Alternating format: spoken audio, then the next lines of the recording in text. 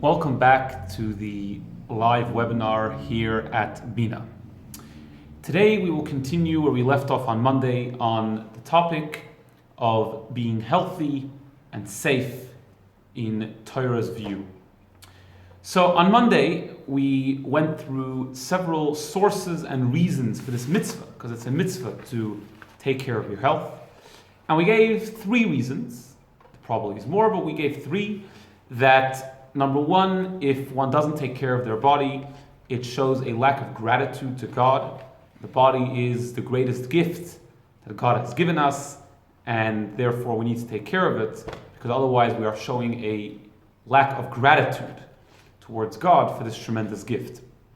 And number two, which we brought from the Chinuch, that the body, the guf, is a tool with which the soul, the neshama, uses to fulfill its mission in this world. The neshama was sent down to this world to fulfill a certain mission, to keep mitzvahs, to make this world a better place. And the only way that the soul can do that is through coming into a physical body. And it is only through having a strong tool that the tool will work, and the neshama, the soul, will be able to fulfill its mission down here in this world. And the third reason which we gave is that the body actually doesn't belong to us. We do not have control and choice of what to do with our body. Our bodies belong to God, and God gave it to us for safekeeping for hopefully many long years, and we need to return it to Him in the fullest way possible that is up to us. Obviously, if the sickness which was brought about by God, then that's not our choice, but we have to do all within our ability to then return the body back to God in a whole and healthy manner. Today I would like to discuss some practical applications to this law. What does it mean that one actually needs to be healthy? Where does that, and safe, where does that actually apply itself? So of course the first place to look at is the Shulchan Aruch, the Jewish code of law, where every aspect of Jewish life is discussed, including the mitzvah to be safe and healthy. So the Shulchan Aruch says like this, and I'm going to translate it basically word for word. We're not going to read it in Hebrew. I'm just going to translate it. That a person needs to be careful that he shouldn't put any money in their mouth. Why? Well, besides for the hazard of choking, of course, that the Shulchan Aruch doesn't bring, that's common sense, but rather because maybe there is some sort of, the way it says it over there, dry spit from somebody who has boils. In other words, germs. In our terminology, germs from somebody who is sick, somebody who has some sort of disease. Coins are very handled by a lot of people. Therefore, you don't know who touched it. Therefore, better to keep coins out of one's mouth. A person shouldn't put his hands all over his body all the time. Maybe his hands touch something which wasn't clean. A person shouldn't carry his bread under his armpit, because again, that's not hygienic. The interesting one that Shulchan Aruch brings, this is more of a spiritual idea, that a person shouldn't put food or drink under their bed, because when a person sleeps, there is an evil spirit which rests on the bed, and that can affect the food. A person shouldn't put a knife into a lemon or a radish. Maybe someone will fall upon it and will, God forbid, die. Then the Ramah, who is Ramoisa Ishalish, who wrote footnotes on the Shulchan Aruch, writes, similarly, a person should not do anything which can bring him to a dangerous situation, because we know that danger is stricter than something which is forbidden. Meaning, something which we are supposed to stay away from because it's dangerous, we have to stay away from it even more in a strict way than we stay away from something which is forbidden. For example, something which is non-kosher. Something which is dangerous, we are actually more careful to stay away from, because it's such an important mitzvah. And he says you should even worry about something which maybe is dangerous. Obviously, something which is 100% dangerous, obviously you shouldn't do that. He says even something which is a doubt, maybe it's dangerous, you should stay away from that. And therefore, he gives a number of examples that a person shouldn't walk under a shaky wall which looks like it's about to fall. A person shouldn't walk alone at nighttime. A person shouldn't drink water from rivers at nighttime. You don't know what you're drinking. There's a certain danger there. And he goes on to bring a number of other examples.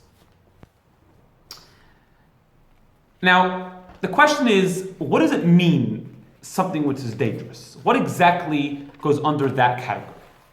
So we would have a number of places to look in other areas in Jewish law that maybe we can apply the same rules over here. So first of all, we know that a person is allowed to desecrate Shabbos if we get to a dangerous situation. So the laws of Shabbos are numerous, and especially these laws, and very complicated and complex. But would we be able to draw a comparison between those things which are considered dangerous on Shabbos, that we're allowed to desecrate the Shabbos for, to what we're talking about over here, that a person should in general stay away from danger? And probably we would not be able to compare the two things because it's two separate laws. Not everything which is considered dangerous and therefore we should stay away from necessarily does that mean that we're allowed to then desecrate the Shabbos for that. How about something which we are commanded to make a birchas hagoimel? Birchas hagoimel means the thanksgiving blessing. After a person, for example, travels overseas, gets better from a life-threatening illness, travels over a desert, goes to prison, gets out of prison, he has to make a blessing of thanksgiving, which is called hagoimel. Are those the situations which we are commanded to stay away from because they're considered dangerous? Well, probably not, because one of the examples which we make this blessing for hagoimel, in fact, probably the most common example nowadays, is somebody which travels on a plane overseas. He travels over a sea on a plane. When you arrive at your final destination, you make this blessing hagoimel. Well, it is definitely permitted to go on a plane. So we consider it, there's a danger there, and therefore we thank God when we arrive safely, but it is permitted. We don't stay away from it. So what exactly is the definition of something that is too dangerous and therefore we are not allowed to partake in that activity? The Tzitz Eliezer gives a very interesting definition. And this definition is only regarding this topic. This does not apply to Shabbos. This does not apply to hagoimel. This only applies to things that we are supposed to stay away from because we are commanded to keep safe and healthy. And that is that it's actually dependent on society. What society considers 100% normal, although yes, there might be some danger involved there, but what society considers 100% normal, that is safe and that is permitted to partake in that activity. However, something which society considers dangerous, although maybe some people do it anyway, but the society considers it a little bit taboo or dangerous and not something which regularly people do, that might be considered dangerous and therefore one would be forbidden to partake in that. This idea that we base it on society, I mean, really, who cares what society thinks in terms of commandments, right? We don't usually look at the world, how we should base our mitzvahs, but in terms of this one, this is based upon the concept, which it says, Shomer Psoyim Hashem, which means God guards the fools, literally. Which basically means that even though some people might do foolish things and unsafe things, but God will guard them. Which safe things, which foolish things are we talking about that God guards the foolish? And here we have a number of requirements. Number one, like we said before, something which is accepted by society to be normal. So yeah, although it would be safer just to stay at home all day and never walk outside, I mean, that would probably be the safest option, lock your doors, and you probably would be safe. You know, driving in a car is dangerous. Going onto a plane has some danger involved. Nevertheless, society has accepted that as just a fact of life. This is something, this is a risk which we take on a daily basis because the risk is obviously not that high. And therefore, since society has accepted that and since everybody does that, although it might be a little bit foolish, quote unquote, in other words, there is some danger involved there, nevertheless, Shomer Psoyim Hashem, God guards the foolish. Another criteria is that it has to have, which is brought in other halachic authorities, that it must have a proven track record of basic safety. Something which society does on a regular basis. And most of the time, people stay safe doing that activity, that would be considered safe according to Jewish law. For example, going back to our example, driving a car, going on a plane, yes, there's danger. But it's a proven track record that most of the time when a person gets into a car, they come out safe.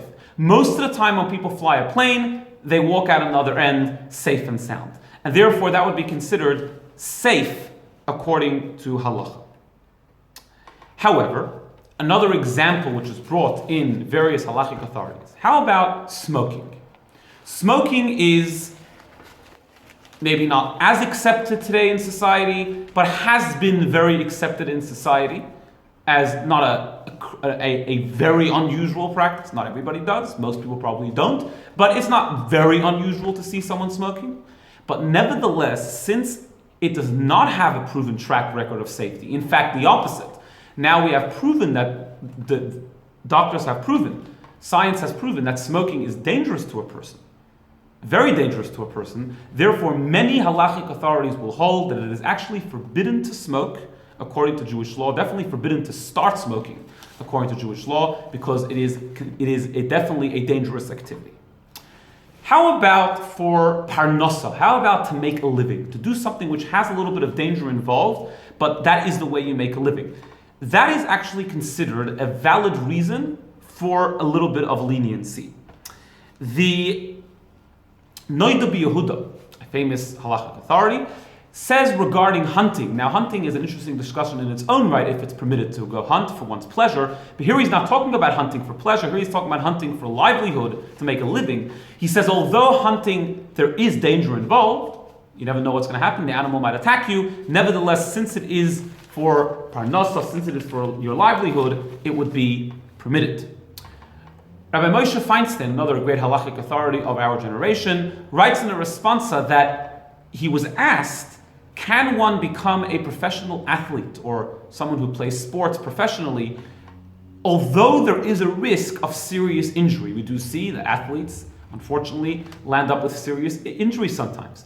And he answers that since it is done, or if it is being done, for livelihood, for parnasa, then it would be permitted. However, he says it can't be a very high risk. It has to be a minimal risk. I just want to end off this discussion that all of this was just for the sake of discussion. Obviously, if one comes to a specific case where one is worried about danger, then I would suggest 2 steps. Number 1, consult either a doctor or a professional in the field. Is this dangerous or safe? And follow their instructions.